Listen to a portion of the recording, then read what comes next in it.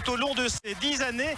Et pour évoquer le départ de la Formule 1 de la Hongrie et le retour probable en Autriche en 1997, mais pour parler d'autres choses aussi, eh bien Gilles Pernet est allé recueillir les confidences de Bernie Ecclestone en personne.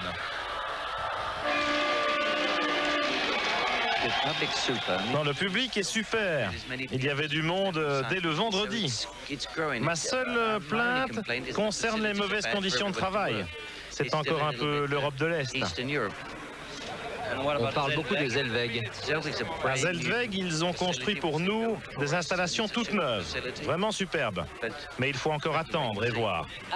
Êtes-vous satisfait du règlement actuel de la Formule 1?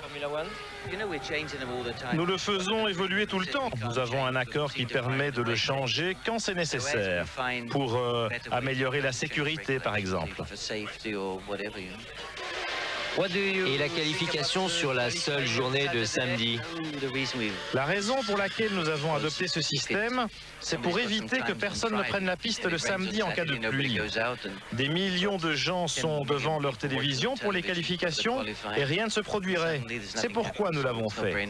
Mon idée était d'additionner le temps des deux séances, un peu comme dans d'autres sports. Souhaitez-vous maintenir les ravitaillements? Je ne vois pas de problème avec les ravitaillements, pour être honnête. Cela ne rend jamais une bonne course mauvaise, mais cela peut rendre une mauvaise course bonne. Il y a toujours cette incertitude. Avez-vous imaginé des solutions qui permettraient aux pilotes de se doubler sur le circuit plutôt que dans les stands? Il faut parler de cela aux pilotes. Moi, je ne suis pas assis dans la voiture.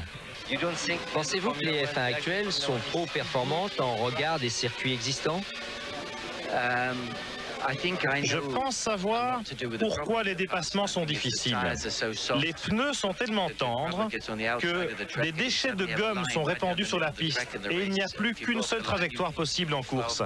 Si vous quittez cette trajectoire, vous perdez toute adhérence.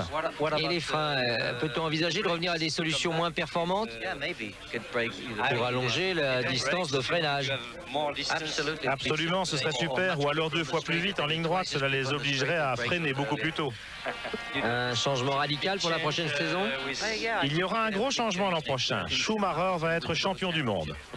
Intéressant pronostic. Merci.